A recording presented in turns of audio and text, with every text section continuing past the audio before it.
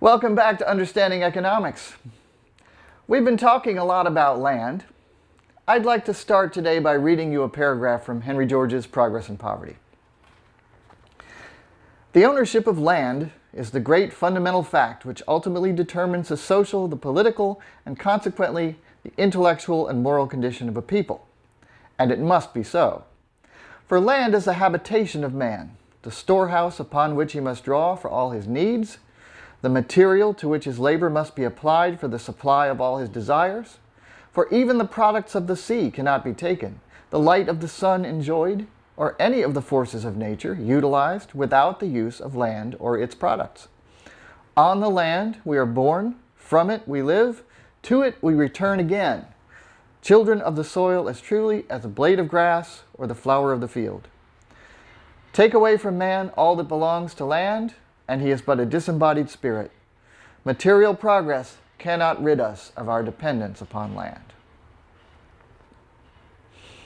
Wow, pretty poetic stuff for an economist, huh? It's time for us to begin our discussion of the remedy for the economic problems that we've been discussing. Henry George first put it in terms that got him into a little trouble, saying, "We must make land common property."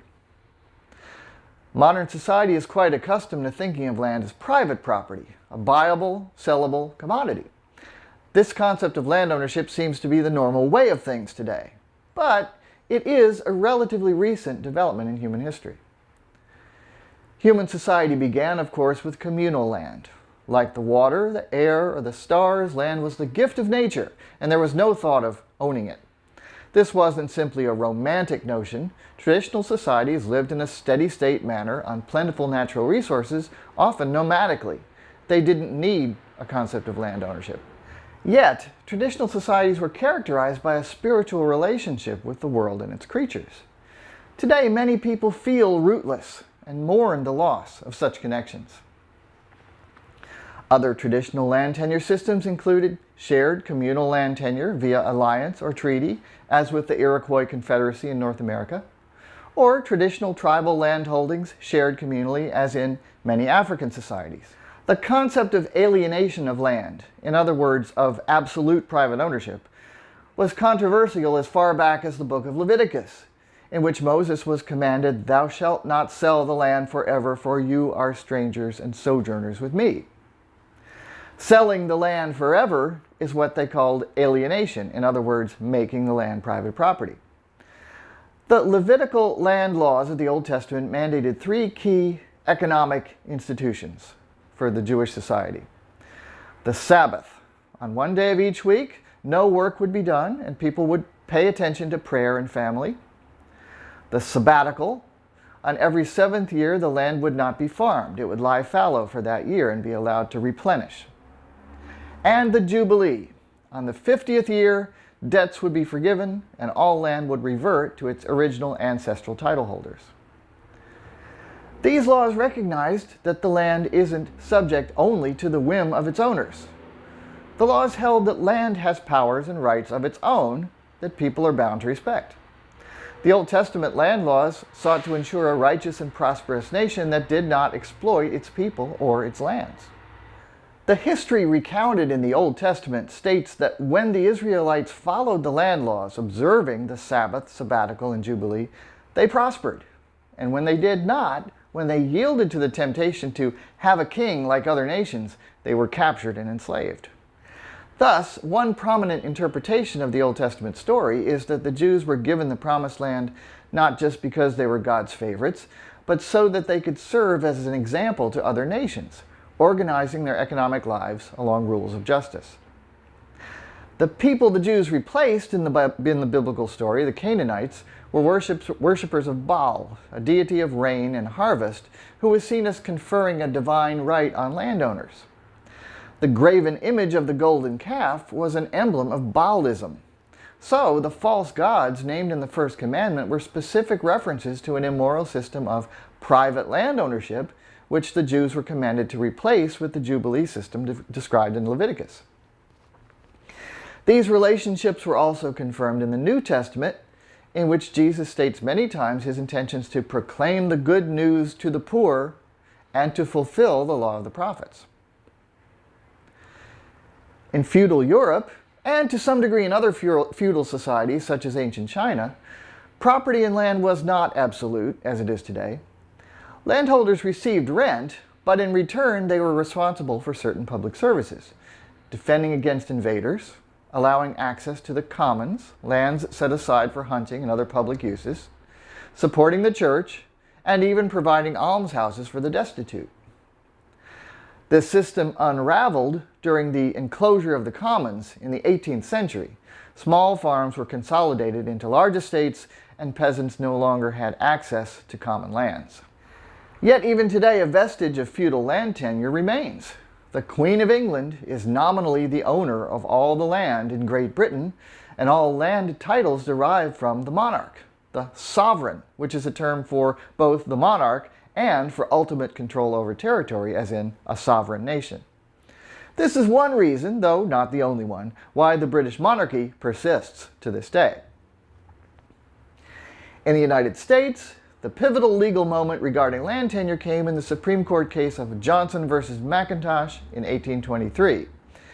The case was about a dispute between two buyers of a piece of land. One had bought it from a Native American tribe, the other held a land patent or title given by the federal government.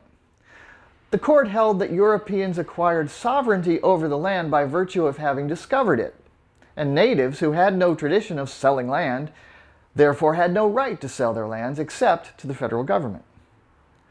Private ownership of land, and also at that time private ownership of slaves, was the law of the land.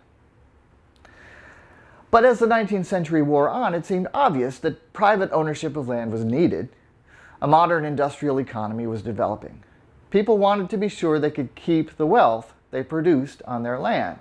They felt that private land ownership was part and parcel of this. Some got rich through land speculation, but this didn't seem like much of a problem because there was a whole continent waiting to be settled. But Henry George saw the writing on the wall. He saw that the free land was rapidly disappearing, being enclosed, although it wasn't all being used, and he saw the problems that land speculation was causing, and that it would only get worse in the coming years. So he proposed his remedy: we must make land common property. As I said, that strong statement got George into a bit of trouble. It frequently led to him being lumped in with the socialists.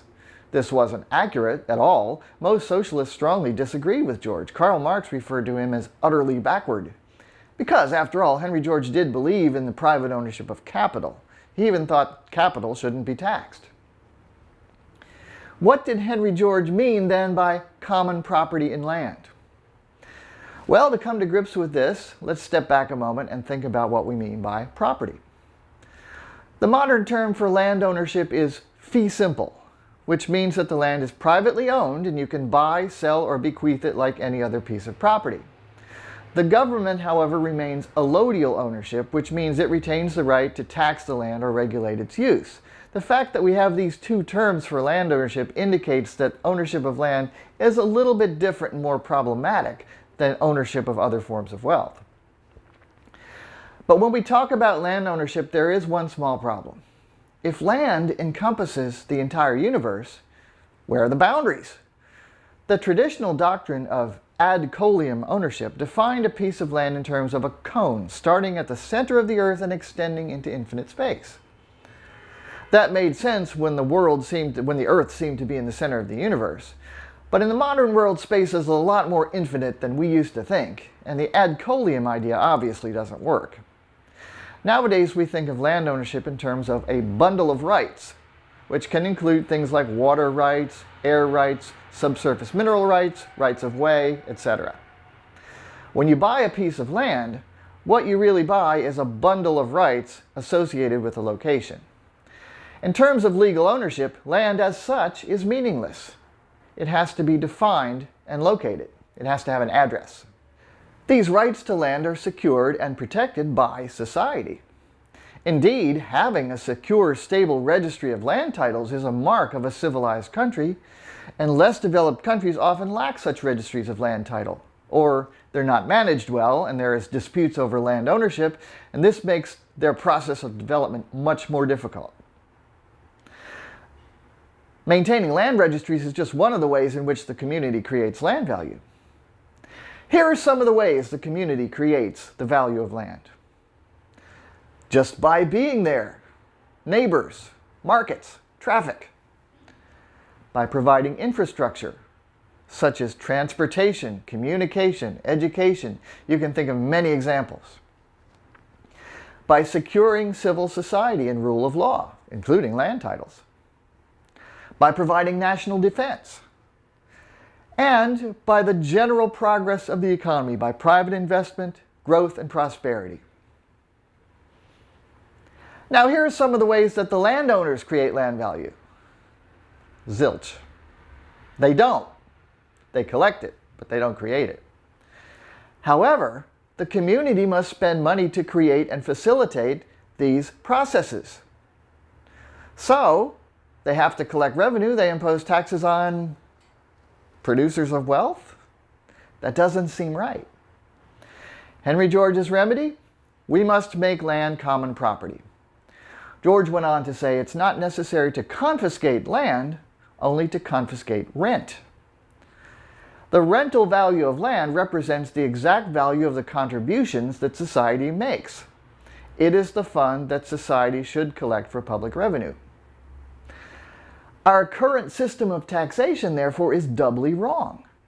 It allows private landowners to collect the value that is created not by them, but by the entire community, and it confiscates the legitimately produced wealth of labor and capital, effectively charging them a fine for the crime of producing goods and services. Our proposal is to reverse this state of affairs, to collect the rent of land for public revenue and remove taxes from wages, sales, buildings, and all kinds of production. There are two questions to ask about any economic remedy. Is it right? And will it work? Today we've been looking at the first one, the historical and moral aspects of this remedy. Next time, we'll start exploring its economic ramifications. Thanks for watching, everybody. Understanding Economics is a presentation of the Henry George School of Social Science, and Uladzimir Takaciu is our excellent videographer.